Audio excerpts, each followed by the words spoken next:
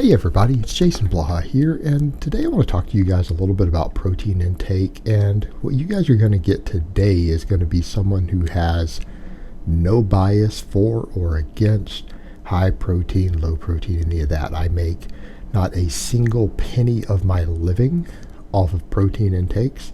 I have no political or ethical agenda related to protein sources, things like that. So all I'm concerned with is my audience's gains, their muscle gains, their body composition, their performance, and their pocketbook. That is my only concerns when making a video like this. So ultimately, this is going to be one of the most honest, down-to-earth videos you guys are ever going to get on the topic of protein intake.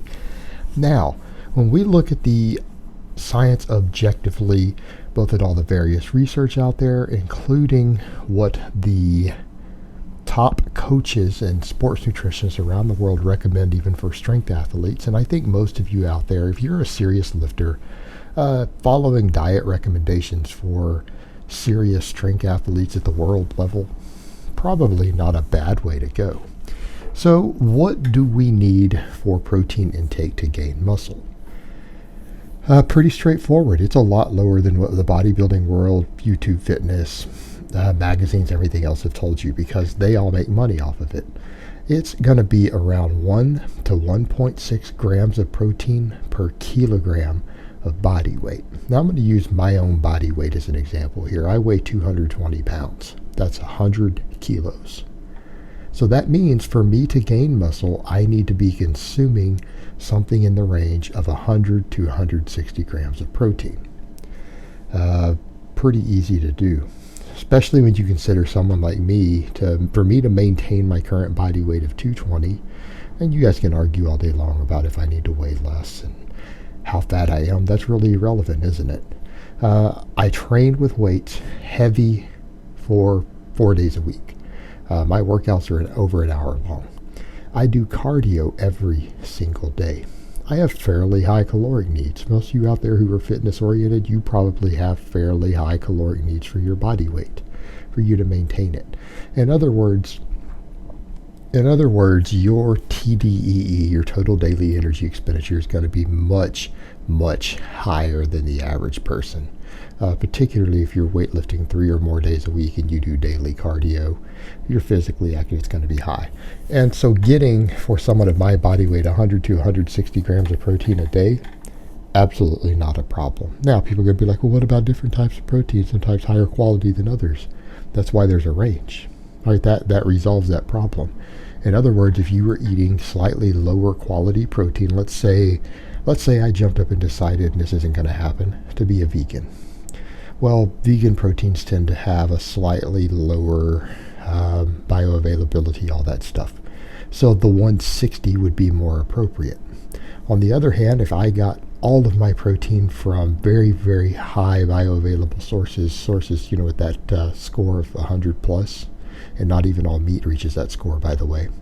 There are some plant source proteins that actually hit higher scores than some animal source proteins. But general range, let's say I ate only really high quality proteins, probably I could be closer to the 100 gram range and gain ideal amounts of muscle mass. Now, what we find is that your protein needs are higher when you're losing weight. In other words, to gain muscle, it assumes you're eating at least maintenance or higher. People who are thinking they're going to gain muscle in a calorie deficit, who aren't noobs, they aren't using anabolics, things like that, best of luck to you on that. When losing weight in a calorie deficit, not going to happen. Your best case scenario, and I really mean best case for most people, is going to be to keep the muscle you have. Keeping the muscle you have when you're losing body weight is extremely difficult. Right? It's extremely difficult. And the leaner you get, the more difficult it becomes.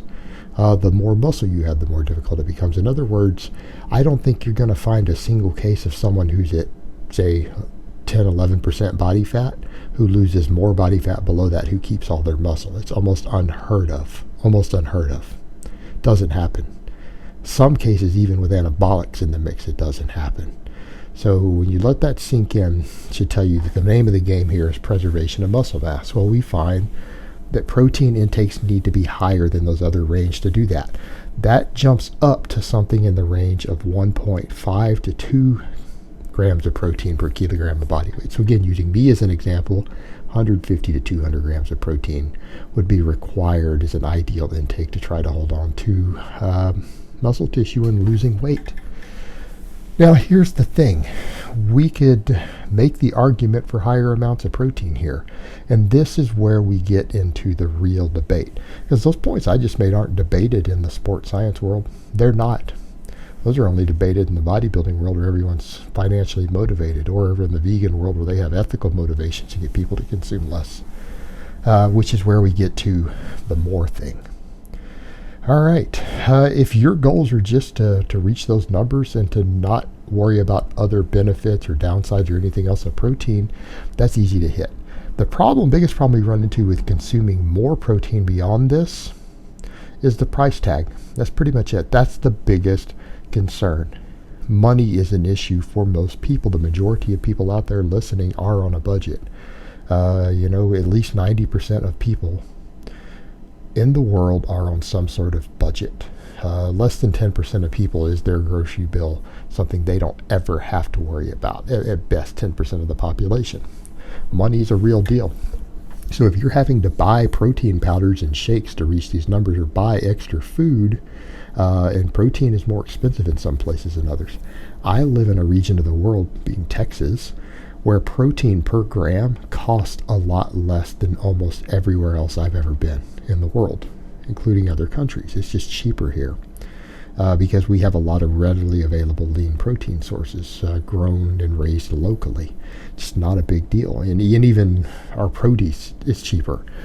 Grains are even cheaper here. A person wants to use beans and rice as a main protein source, or a big chunk of it. It's still cheaper here due to our agriculture.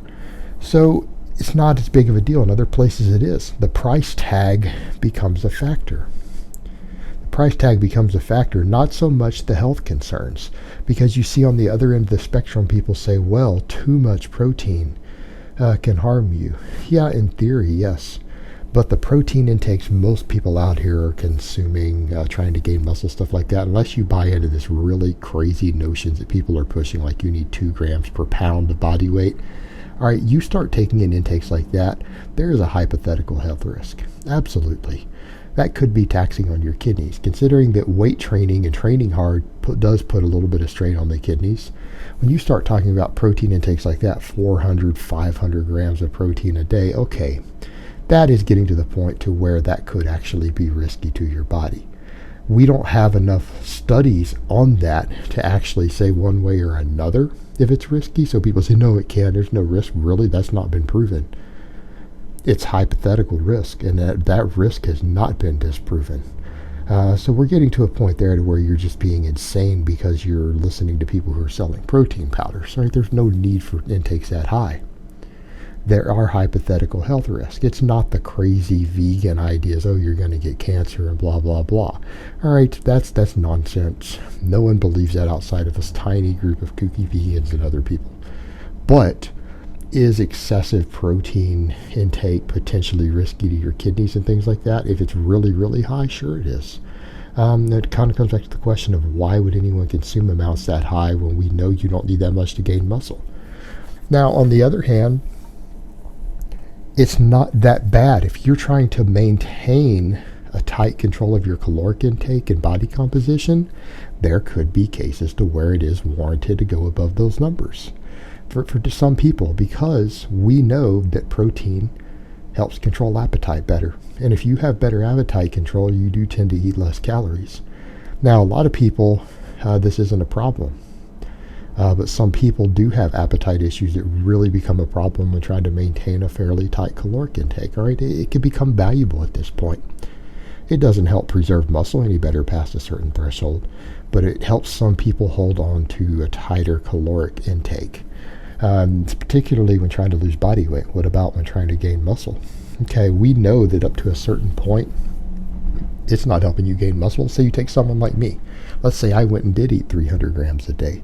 Way over what I need to gain muscle. That's more than I need to preserve muscle. But it controls appetite. And number two, We've seen studies out there, multiple studies have been done to where people were on a maintenance amount of calories or slightly above, and they added a large amount of additional protein to their diet. They didn't gain very much body fat as a result of it. In other words, if you're at maintenance and you throw 300 or 400 more calories a day of protein into your diet, you would expect those people to gain, I don't know, a pound of body fat every 10 days or so. They don't. They end up gaining a couple of ounces of body fat every 10 days or so. Because the reality is protein doesn't get stored as body fat.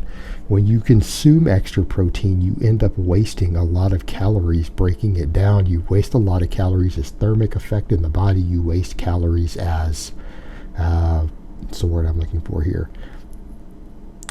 Neoglucogenesis, that's the word I'm looking for. When you turn protein into carbohydrates, it expends a fair amount of calories in so doing. So ultimately, when you do add extra protein calories to your diet, it's not changing things as much as you think it is. Your energy turnover ends up going up.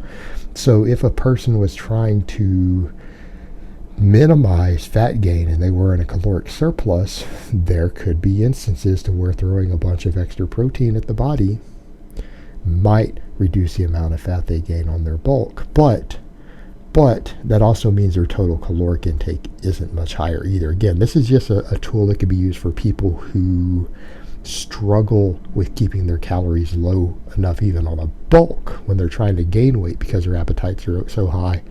A little bit of extra protein above what's recommended might be a valuable tool in that case. Again, so long as they aren't eating so much protein that it's affecting their glycogen stores and their performance.